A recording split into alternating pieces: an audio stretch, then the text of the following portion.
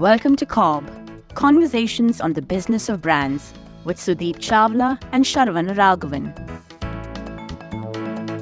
There is so much about life you can learn from the series Friends. Uh-huh. And one of the things I remember when I saw the topic today was that all the three guys are getting the T-zone moisturized or whatever, getting the beauty treatment on their T-zone, which is their forehead and their nose. Oh, Now, okay. Are you talking about T-zone marketing today? Topic doesn't make sense. No, of course not. This has nothing to do with friends. This is a topic only for our marketing friends. I came across this concept, Sharan, when we were working with Cadbury. Okay. And there used to be this chat about T-shaped career in a company, right? And I'll talk a little bit more about T-shaped career. And the more I thought about it, and then I realized that this T-shape is actually applicable to marketing or any concept, career, business, as well as yoga. Okay. Combination seems very wrong for the podcast. Yeah. So when I realized that is when it just dawned on me that it is something that we should speak about and potentially help marketers. I'm sure that I've confused more people than I have clarified after your question. Me first, let alone the listeners. Where are you headed with this teaser? Okay. So let me first start with this. Okay. When you reflect and you go back and you see that how do we learn, right? When we go to when we were in our college or in our schools, we were taught a variety of principles and frameworks or formulas, etc., right? So when I was trying to simplify what is a framework, what is a principle, it is simply a structured way of approaching a certain process, right? Now, what a framework does is that it allows you to think in a certain manner so that you are able to reach a good quality output, right? In the absence of a framework, you would struggle to reach that output. You will go all over the place, etc. Once you start thinking in that manner and it becomes a default nature, then you really don't need the framework. Yeah. I think you've said this before. The whole point of learning frameworks is to forget them eventually. Correct. Exactly. So the whole point of learning a framework is to forget them. And the way you forget them is when you apply a framework to variety of situations, right? Yeah. So when you read a framework, when somebody teaches you a framework, they will give you lots of examples so that they are able to show you applications of framework which will allow you to understand it so well so that you can forget it and you understand the concept really, really well, right? And the inspiration comes from there, Sharan, that you need to deep dive into a particular concept or a framework really, really, so that you are able to apply it to a wide range of topics. Okay. And so therefore, when you deep dive, that's the vertical side of the T. So develop the vertical side of the T first. And then when you apply it to wide range of topic, that's the horizontal side of T. Yes. So therefore, what I want to talk about today is in marketing, like in most other concepts, marketing, in fact, with concepts, business, yoga, as I was saying, the idea is to first develop depth and then go horizontal. Get the T, the depth and the application. Now, a marketing framework is applicable for marketing points. Now, what is this team framework that is saying is applicable to yoga, knowledge, everything? So, how does this work? I know I've kind of confused a hell lot of people, and I gave those examples so that you could ask me this question. So this is like Inception. Yeah, okay. They're seeding the thoughts. I'm seeding the thought. I'm seeding the question. So think about career. Most of us want to pursue a career where we are successful, where we are well-rounded business leaders, etc. But in our careers, everybody has one or two specific skills for which they are uniquely known. Functional right? skills? Functional skills. Some kind of functional skill, some kind of behavioral skill. Right. For which you are uniquely known. And it is said that if you really want to establish yourself in any organization, you must have one skill and its delivery, which can be uniquely owned by you, for which everybody in the organization would come to you. Just getting your functional skills on, but specializing so hard that one aspect of your functional skill becomes the you become the go-to person for the entire organization. Correct. Okay. Correct. So if you do that well, then there is fairly good chance that you will attract good teams and good bosses towards you, and you will be able to really lead a very good career. Now this whole concept has T inbuilt into it, Sharan. You are able to specialize in something so that you first, because you have developed depth into it, so that's the vertical side of the T. Right. And since you have specialized, you are able to help multiple teams within the company with the application of that particular depth. That's the horizontal side of it, Got it. right? For example, if you know a particular application very well and you really know it well, it doesn't matter which function is using it, which division is using it in your company, you will be able to teach them. Right. So Right. when you understand something so much in depth, you Yep. understand it with context of how it impacts the entire business. And Correct. therefore, you can go across different functions, deploying your expertise across every touch point possible. It is like center of excellence, Absolutely. right? So which everybody dips into. Yeah. Understood. Now the from a thing makes business sense. point of view, yeah, now from a business point of view, right? Business and yoga in that sense are very similar. Okay. Yes, but I think I'm getting the point you're making. The business and yoga is very similar. So similar to what I said earlier, now one of the concepts of yoga is to find your center, find your balance, and then extend. Okay, so if you're doing a certain pose, yoga asks you to first achieve your balance. Okay, get your breathing right, get your pose right, and then really stretch your arms or legs, etc., to achieve the fullest extent of that pose. Most of the yoga poses require you to either sit straight or stand straight, stand on one leg, yeah, or pick yourself on two legs, etc. But they require you to be stable, to be calm, to focus on your breathing, etc. So, and then you extend.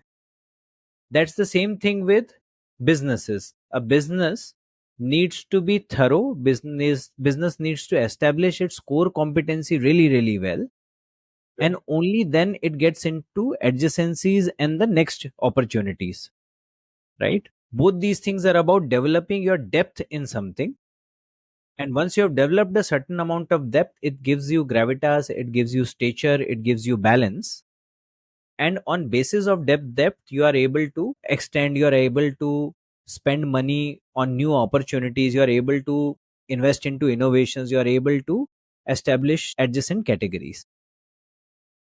I'm not sure So- what you're doing, but you are almost convincing me the similarities between yoga and business. Of No. course, Oh, okay. I'm going to bring it back. Bring it back to marketing. Now explain this with the marketing context. bringing it home to marketing. Now, within marketing, I can give you two kind of examples where it can be applied, Sharan. The first is a concept. Yeah. Second is marketers are also exposed to new technologies, new trends, right? Even there, I see this application. Let me talk about both of them one by one. From a concept point of view, let me pick up, say, just the way you express your benefit ladder, which was all about feature, advantage, benefit, fab. Okay. Features is something which is, factual, the features of your product, characteristics of your product. What do those features do becomes the advantage, and what does the advantage allow the consumer to do becomes the benefit, right? So that is the FAB framework. Now if you understand the FAB framework well, not only are you able to apply FAB framework to brands in different categories, but you can apply FAB framework to, because each one of us in different situations is trying to position ourselves, right? And personal branding. And in fact, then you think about it, if you're applying for two different jobs in two different areas, your FAB for both of them will be different. Yeah. And similarly, a brand, when it appeals to two different TGs, it will have the same brand with the same physical characteristics will have two different FABs, right? For example, Bonvita. A brand like Bonvita speaks to mothers and speak to a mother. The character is still the same. Those are little granules of tasty chocolate that contain some additives which enable vitamin D absorption in a kid, right? So it contains something. The advantage is that it gives you vitamin D absorption and helps your kid become stronger and provides him or her with the right nutrition. And therefore the benefit for a mom is that it prepares her kid for the future, which in creative terms is called tayari jeet ki. To a kid, while all of this is good, the ultimate benefit for them is something tasty that mom will also allow. There are very few things that fall in this zone which are liked by kids and allowed by moms. In fact, I remember you going into depth about this when discussing Kinder Joy. Kinder Joy, Yes. correct. When they Correct. spoke And to the that's- mothers about milk and calcium. When Yeah, the milk, kids calcium, only start- vitamin B, etc., yeah, I remember fully. that. So it is So- difficult to crack that quadrant. Mm. And so therefore you can see that with the same physical characteristics, Bonvita will have two different benefit statements. Similarly, with the same physical characteristics, you and I will have two different benefit statements while talking to two different recruiters, right? So therefore, if you understand FAB well, then you can apply FAB anywhere. Apply it to a political party, apply it to product, apply it to a brand, apply it to a service, apply it to a person. That is when you no longer need the framework. That is when you no longer lead the framework. You can also start thinking that since this person is communicating with me in this manner, what is his or her FAB framework? Now, how does it work on the technology context? So, and this spark about technology came to me, in fact, today, while I was going through the Twitter feed, and E4M, Exchange for Media, has some conference going on where Nitin Saini, the current CMO of Mondelez, spoke about establishing a COE, Center of Excellence for Digital, quite some time back in Cadbury India or Mondelez India, to really go deeper into applications of AI, right? And find out what all it can do. And when they went into all those depths is when they were able to emerge with applications of different kind. They started off with putting some QR code on a Rakhi pack where Hrithik Roshan would deliver a personalized message to your sister, finally leading up to the Shah Rukh Khan ad. But it required them to go down the rabbit hole before they could come up with different applications of AI for different brands within the Cadbury portfolio. Okay. Right. Similarly, I'm reminded of an example of NFTs. Used to be a big craze earlier. Oh, yeah. Non-fungible tokens. Everybody used to rave about one, and everybody wanted one. So while I saw significant amount of news around application of NFT to owning really images or characters, etc., there were also people who were talking about application of NFT for authentication. Mhm. Right. The most unique application of NFT that I read was with a sneaker company in US. Yeah, they realized that there is an opportunity where sneakerheads wanted not just sneakers, but they also wanted a community. So they created a community of them, provided them ways to communicate with each other, etc. The second thing they realized that a lot of those sneakerheads were collecting sneakers for exchange value and never not ready reading for it. use, never wearing it. Yeah. So what they did was they provided storage service. So you can, otherwise the sneaker, when somebody keeps a sneaker, it starts accumulating dust, then they have to get it cleaned, ratified, etc. And every time you sell a sneaker that that expensive, it has to be taken to somebody to authenticate it. Right. Since it is stored with a company, you don't need to get it authenticated. The authentication certificate comes along, right? Now, while that is a great idea, so while that is a great idea, the point is, if I have bought a sneaker, I have bought it for trade, etc., but I also have bought it for badge value. Yeah.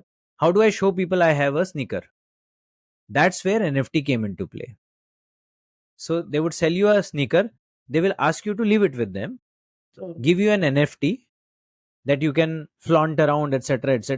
Once you want to trade, you can trade the NFT. So the sneaker remains with them, right? Amazing. So I thought I'm this. selling it to you, but I'm keeping it with me. I'm giving you a digital token. Correct. So this is a brilliant idea. I Yeah. actually therefore thought that for somebody to discover this kind of an application on NFT again requires one to go down the rabbit hole, understand what are the concept. Correct. And then look at variety of applications that they have. Blockchain is similar. Now that I've spoken about it, when you think about it, you will find this applicable almost everywhere. It was completely based on this. Correct. Yeah. Correct. Yeah. So it's fairly an intuitive concept, honestly. But when you think about it, then you look at concepts, you look at marketing technology, marketing trends, and then you look at things outside marketing, which I spoke about, from yoga to business to career. You realize that T-shape almost exists everywhere, even outside of friends, right? And hence, what I wanted to possibly leave everybody with was an invitation that whenever you come across a concept, whenever you come across a technology, take the time to think about it, absorb it, go down the rabbit hole, read more about it, think about variety of applications till you really, really, truly understand it well. And then the test of that understanding is whether you are able to apply that concept to variety of situations and brands and services, etc. Once you're able to do that, then you're on the right path. Absolutely. So from what you said, this is what I've gathered. When you specialize and learn something in depth, you will find different places to use it and use it wisely across different functions, different avenues. Now, I think I've got it. I'm going to let listeners also decide if they've actually got it or not. Thank you for listening to CoBB, Conversations on the Business of Brands with Sudeep Chawla and Sharan Raghavan. Subscribe and learn more at cobcast.net. That's CoBBcast.net.